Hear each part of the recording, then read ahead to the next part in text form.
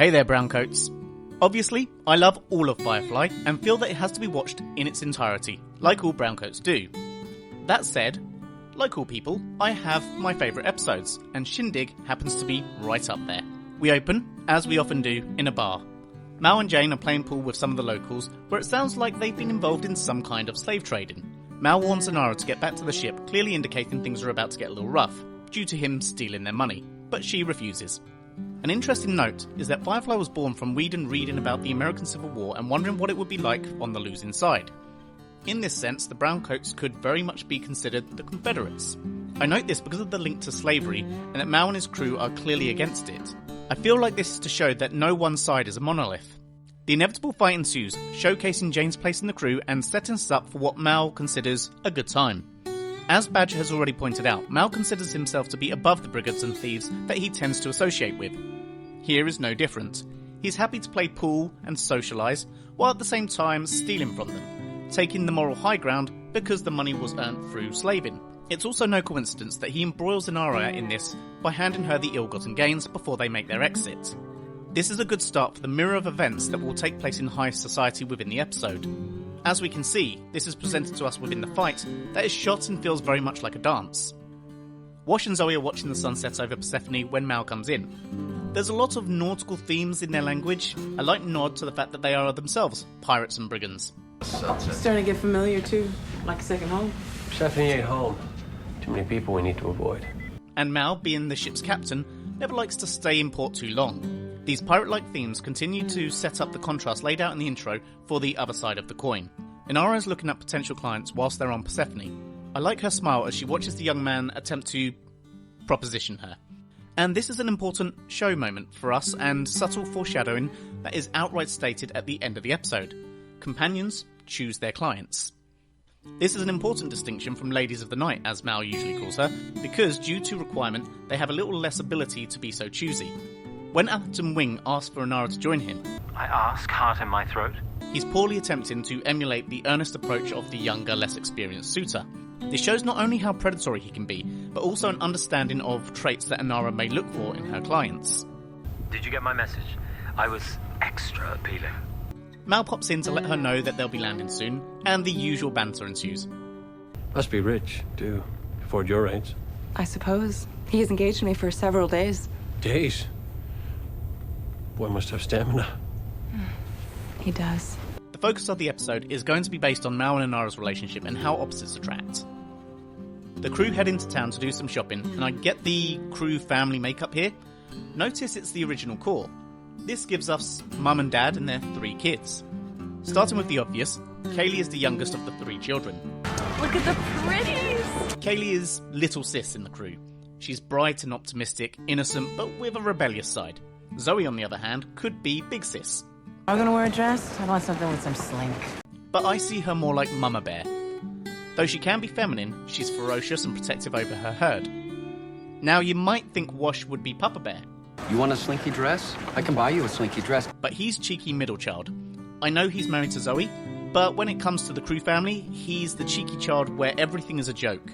Also, see how he refers to Mal. Captain, can I have money for a slinky dress? Jane is big brother, disciplined and serious while protective of his little sis. I'll chip in. I can hurt you. This leaves us with Mal, who is undoubtedly the alpha and father figure. But he's about to make a mistake. Sure, you know? I like the ruffles. Nora gets to wear whatever she wants. What are you gonna do in that rig? Blouse around the engine room? Now, Mal quite rightly gets some stick for this. Notice how the missus looks at him. Now, tell me, husbands of the world, if your wives haven't looked at you like that before. Notice how she takes the bag from him, lightening his load as she takes the younger kids home. Is she mad or something? And I'm not going to defend him. He should handle his emotions better.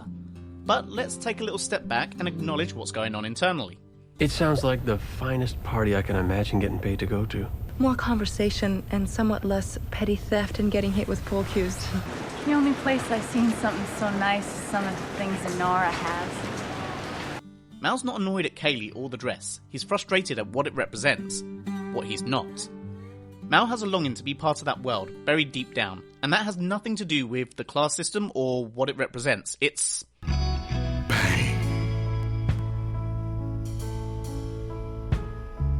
Bang. Speaking of Badger, Captain Reynolds. interestingly, Badger is treating Mal and Jane like VIPs, due to his own inability to rub shoulders with high society. And it's this. Man of honor in a den of thieves. You think you're better than other people. And now I'm thinking that very quality is the one you're placing value on today. Mal takes the job, giving him an opportunity to multitask. Firstly, by attending the ball, which would have otherwise been off limits to him, and by extension, making it up to Kaylee. He also gets to set up exciting new crime while keeping an eye on Inara. In a nice show versus tell moment, we see one of the guests getting stopped for having a gun. Despite being high society, it's still a den of thieves. Inara, for her part, starts to see the thin veil that masks the truth of her place in this world, although everyone is cordial. Half the men in this room wish you were on their arm tonight. Only half. There is an underlying and dark truth. All of them wish they'd ring your bed. That's the last time you get to call me whore. They say there is honour among thieves, and at least Mal is honest. I suppose Atherton is too in his own way. All of them wish they'd ring your bed. There may be a realisation that her station might be nothing more than a costume she wears, and that she may only be seen as a whore by those that she thought were her equals. Well, it's written all over her face. But before she can dwell on it too long... You are a very singular woman. I find I admire you more and more. Atherton continues to push Inara to be his personal companion. In the context of the episode, her hesitation is shown to be due to her not wanting to settle down, or perhaps because she enjoys her life and freedom on Serenity. But this is also another hint to her condition, and perhaps she might not be around long enough to settle down. Speaking of Atherton, see how he references Serenity. You belong here, Inara. Not on that flying piece of Gosa. I'm jumping ahead a little here, but bear with me. If that's what you think of this life, then you can't think much of them that choose it. This is a life chosen by Inara, and Atherton has given away his true thoughts on her choices. It also seems to be some kind of a call to Serenity's fiercest defender. Miss K, win it, Lee Fry! I like the looks on both Mal and Kaylee's face as they enter. One is full of innocent wonder, while the other...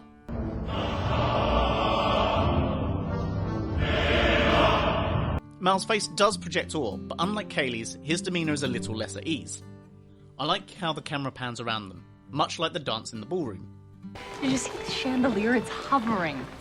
The chandelier brings with it some subtle importance. A little bit of trivia about this is the gold ring that has the Elvish written on it. This is the One Ring from The Lord of the Rings. Outside of the nice little wink, I feel that this represents Mal's feelings. Mal has stepped into a part of society that he shuns. He fought for independence and freedom, whereas unification sought to create a single governance. The One Ring was to rule them all. And as in Lord of the Rings, men were enticed and corrupted, much like Kaylee and strawberries. Is that him? That's the buffet table. Well, how can we be sure? Unless we question it. The strawberries represent decadence. Shepherd Book brought his way onto Serenity with a small box of them. But here such things are massed in plentiful supply, reminding us of the class system. Meanwhile, on the other side of the coin, Book, Jane and Simon are gambling. But as they have little to gamble with... Ante up, gentlemen. Dishes. Could do with less of them. Unlike the wealthy on Persephone, they gamble with labour and chores. The way the game plays out continues to tell us about each man at the table. Simon acts as the dealer, setting the stakes. It's a position of control, like that of his stand-in, a well-regarded doctor. But, like his position, and one of the themes of the episode, it's smoke and mirrors. The dealer has no real power, and only serves to dish out the cards and present the information. They have no more control than anyone else at the table. In the same way, despite Simon's family and position, it took very little to be knocked off his post and on the run. Jane, meanwhile, waits until there is a distraction and uses the opportunity to steal back a few chores. Jane gets a lot of flack, but like all on Serenity, he is a product of his environment. Being on the Outer Rim seems to be a hard life, where people take what they can get, and use the opportunities as they come, like with Patience in the episode Serenity. Finally, we have Shepherd Book delighting in his winnings. From what little we have seen of Book's history, one thing is certain is that he has a wealth of life experience that he's now using to help the crew. Now, considering the game as a form of poker, it's the poker player that should be considered. A good poker player is able to play the odds and their rivals equally. Notice the stack of chores that Book has acquired. Simon and Jane have fumbled their way into a game with a master poker player. Dishes. Could do with less of them.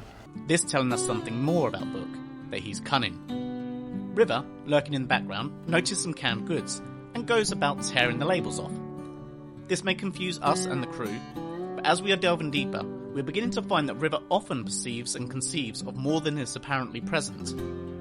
The labels act as clothes or wrapping. They illustrate what's meant to be on the inside. This acts as a metaphor for Mal and Inara's current predicament. They are dressed up and playing their part, but the clothes and the prestige are acting as a veil to the truth.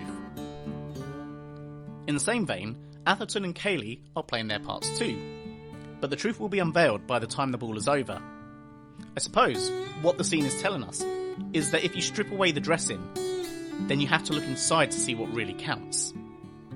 Meanwhile, Wash and Zoe have been doing a little dance of their own. I like our party better. The dress code's easier and I know all the steps. It's always fun looking in on their dynamic. Zoe, being the warrior, tends to display more classically masculine traits. Here, she's done, and immediately wants to fall asleep, with Wash, who is often the more feminine energy, wanting to stay up, talk and cuddle.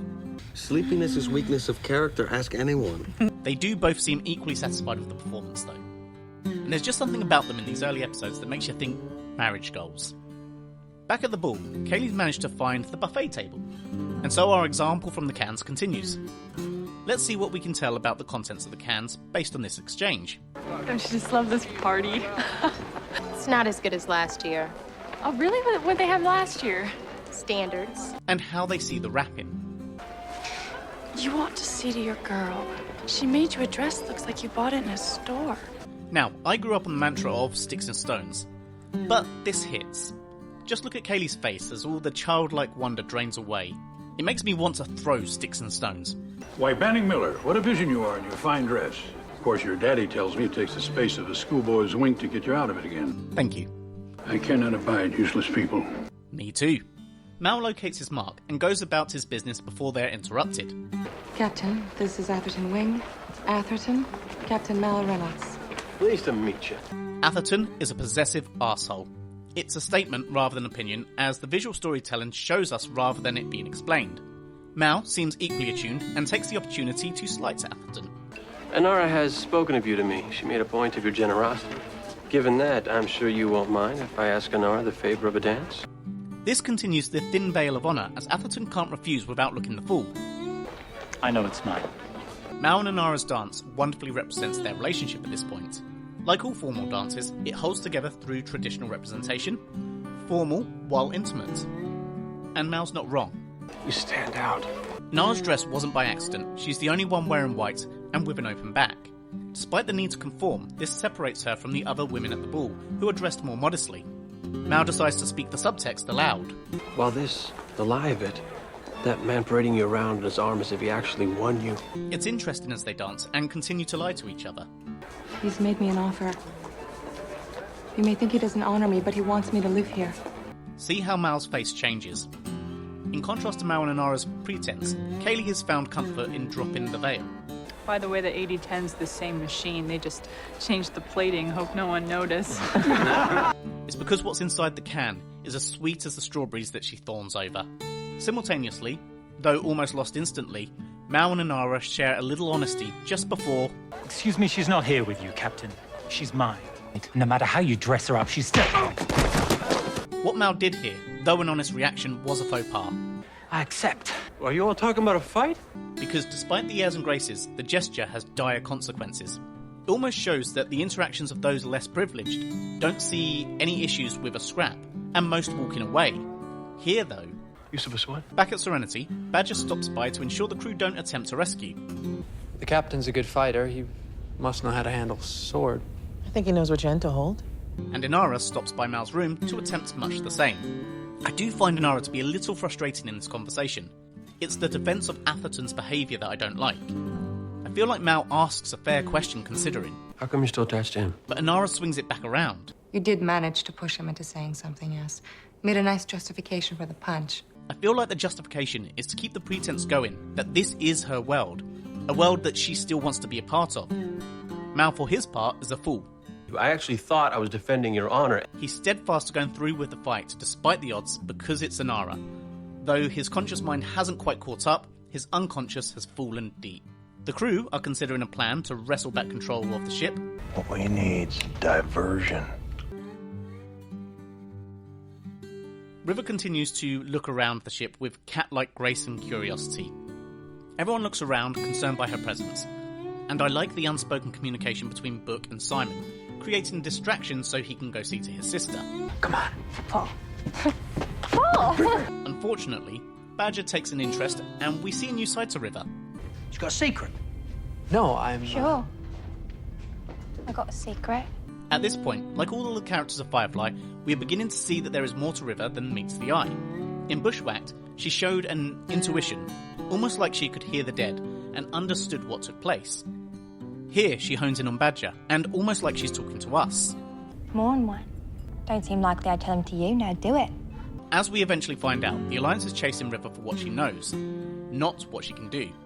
This is a subtle hint of that fact. As for Badger, she infers that he's only really done minor jobs, accentuates his position, and has delusions of grandeur. Sad little king of a sad little hill. I love Jane's summary. That there. Exactly the kind of diversion we could have used.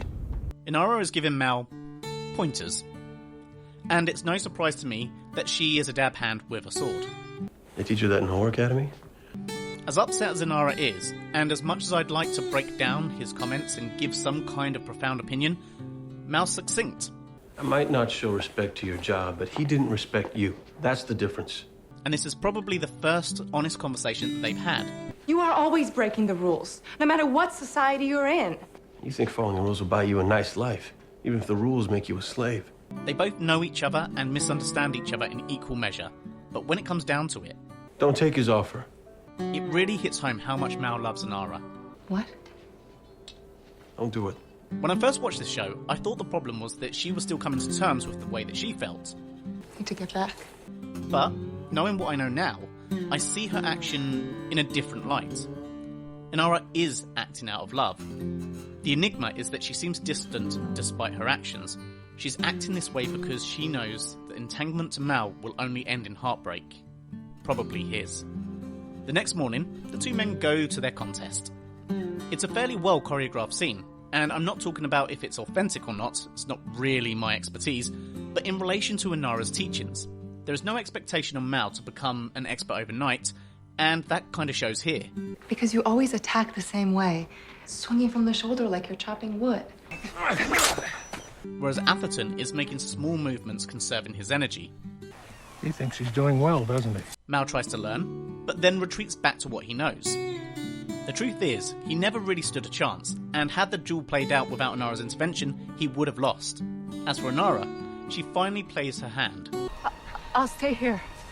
Exclusive to you, just let him live. For now, this is the closest we'll get to an admission of feelings. As with the whole episode, and, well, pretty much all of Firefly, there is more being told in the words than what we hear. And yet breathing? It makes him a coward. Despite being told that Mal is from a less civilized background, it's the civilized, Inara included, It's humiliation. that seem to think that bloodshed is the only way out of this disagreement. And of course, there's my favourite part. Mercy is the mark of a great man. Guess I'm just a good man. Not only is this funny, but it's visually showing us what all the other characters have been trying to tell us. Well, I'm alright. That Mal works within a grey area. Atherton really shows who he is beyond reasonable doubt. I should have uglied you up so no one else would want you. And Inara finally lets go of the pretense. Actually, that's not how it works. Mal gets the job, and gets back to the ship before the crew could enact their plan. The episode ends with two key scenes. The first is of Kaylee going to her bunk. I love the little plaque denoting it as her room, along with the little fairy lights. It screams her bubbly personality. As she enters, the camera pans around the room to the dress that she may never wear again, but represents something in her that seems just out of reach, and also reminds her. I love my captain. We end on Mal and Inara. Don't care much for fancy parties. And this is a profound moment of clarity.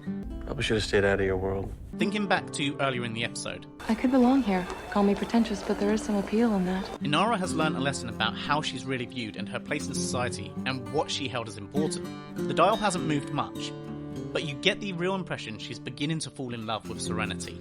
Firefly as a whole explores many themes over the short run. We often see freedom and control between the Alliance and those on the Outer Rim. In this episode, this theme is explored in a more intimate way. Mal believing himself to be free, while Inara is shackled by the confines of her societal role. This societal expectation isn't limited to Mal, as Atherton also sees Inara as an object to be used, that her station as a companion is a farce.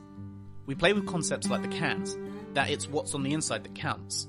Despite that Mal and Atherton come from different sides, both men look down on Inara from their positions. The folly in this is that they're not looking on the inside. They think they hold the cards, or have power. Actually, that's not how it works. Mighty fine Shindig.